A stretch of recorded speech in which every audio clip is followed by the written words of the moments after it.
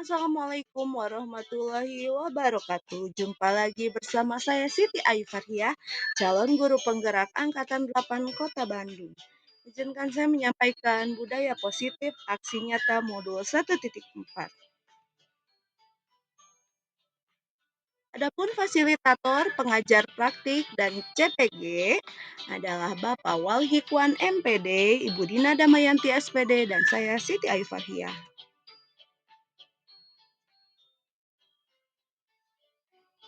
Latar belakang tujuan pendidikan Ki Hajar Dewantara yaitu menuntun anak dengan segala kodrat yang ada pada anak agar mereka mencapai keselamatan, kebahagiaan yang setinggi-tingginya baik sebagai manusia maupun anggota masyarakat.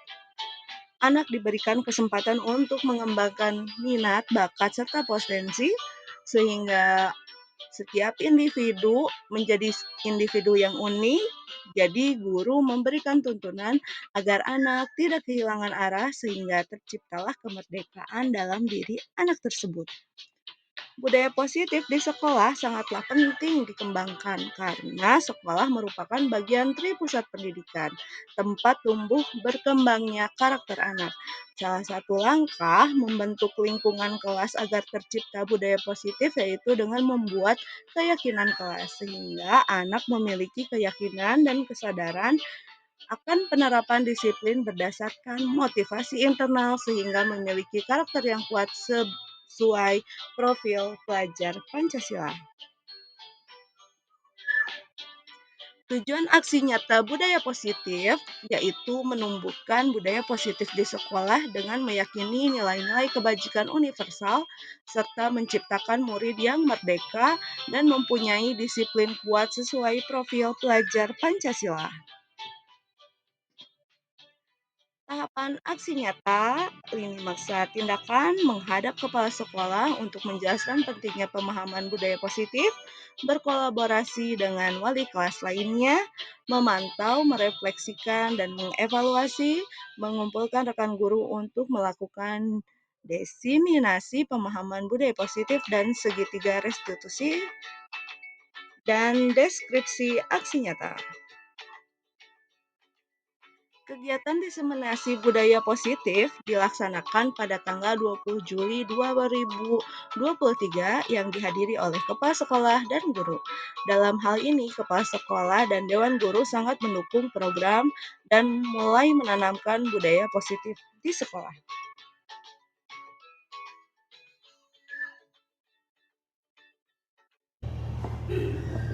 Nah, terkait pembahasan budaya positif di sekolah. Motivasi itu ada eksternal dan internal.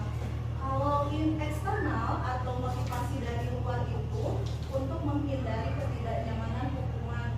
Apa yang terjadi apabila saya tidak melakukannya? Dari eksternal ya, ketika ada peraturan harus datang tepat waktu, mungkin alasannya supaya tidak dapat hukuman, berarti itu masih motivasinya masih dari luar.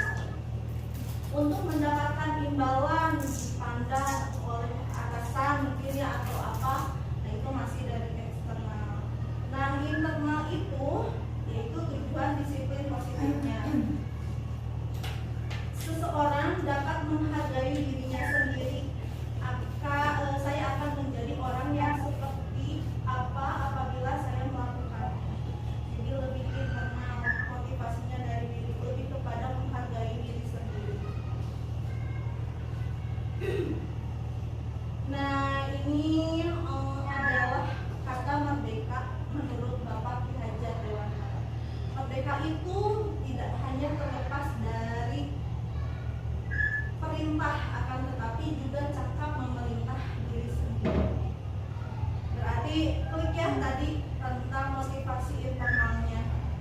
Saya belajar bersama di guru penggerak, saya dapat satu yang saya jadi pencerah tentang saya mengajar gitu. Apa sih itu merdeka belajar? Merdeka belajar itu ketika anak dengan sukacita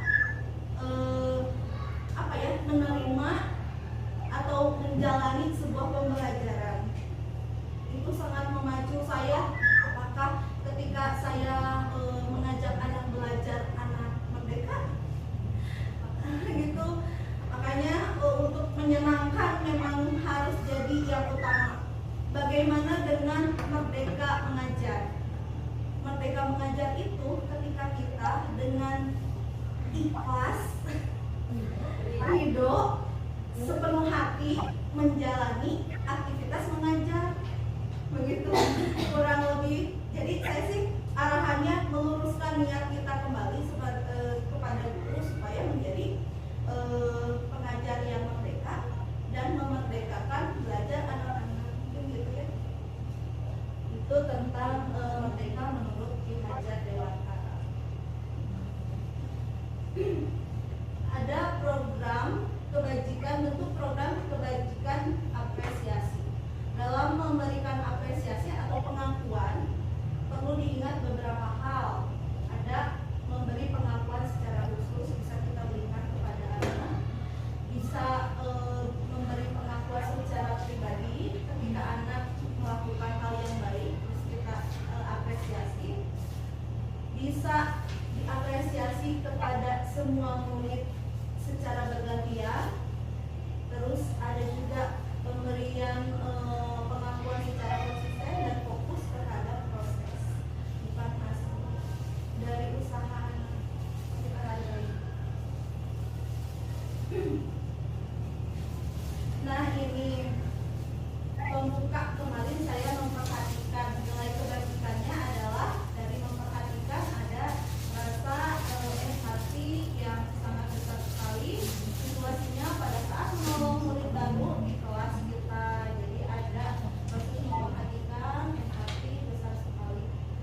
Saya menghargai kepedulianmu, nilai kebajikannya pada saat kamu membantu teman-teman di tugas kelompok. Terima kasih untuk rasa tanggung jawabmu pada saat kamu memungut kertas-kertas yang berserakan di lantai. Nah, ini ada tindakan hukuman atau konsekuensi. Ibu-ibu boleh ya menjawab ya, kita latihan mencatat 100 kali di dalam buku kalimat saya tidak akan terlambat lagi karena terlambat ke sekolah. Hukuman atau konsekuensi? Hukuman? Oke. Lari mengelilingi lapangan basket 2 kali karena terlambat hadir.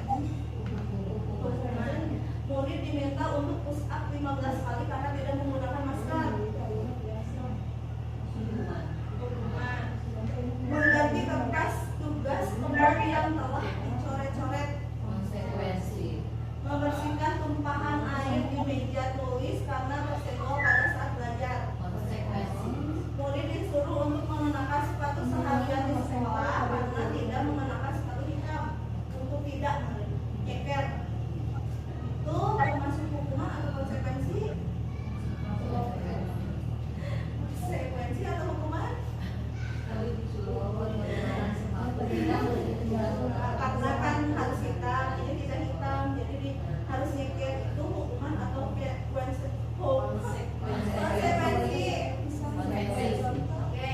Lari mengelilingi lapangan basket 2 kali karena terlambat untuk pelajaran PJOK. Hukuman. Hukuman? Mari kita. Oke. Yang pertama betul, kedua betul, ketiga betul, keempat betul ya. Tadi konsekuensi, nah ini hukuman betul dan yang ini konsekuensi. Kenapa ini konsekuensi? Karena apa?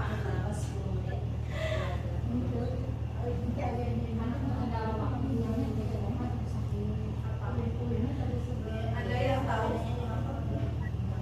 Kenapa disini konsekuensi?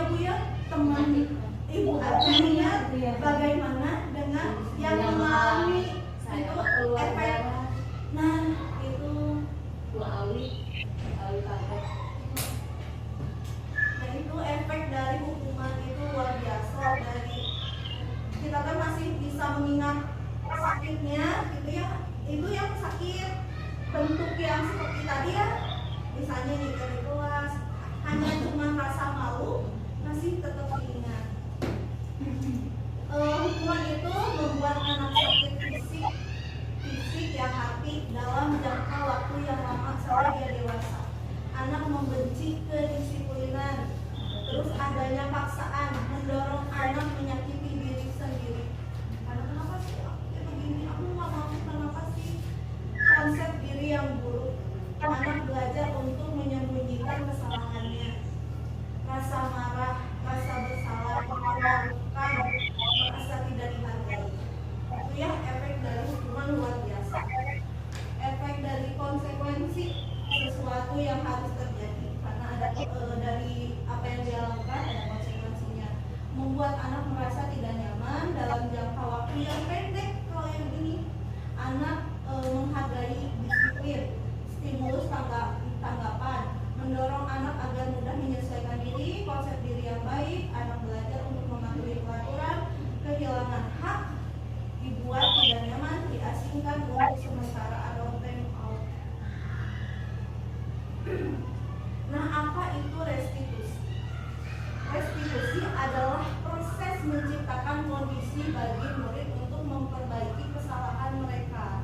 Jadi ketika anak melakukan kesalahan, yang memperbaikinya adalah dirinya sendiri, sehingga mereka bisa kembali pada kelompok mereka dengan karakter yang lebih kuat.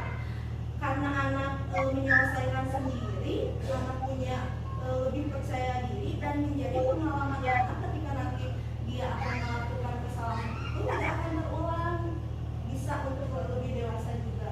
Restitusi juga merupakan proses kolaboratif yang mengajarkan murid untuk mencari solusi untuk masalah mereka dan membantu murid berpikir tentang orang seperti apa yang ingin menjadi atau tujuan mulia ya, bagaimana mereka harus memperlakukan orang lain. Dosen 2002.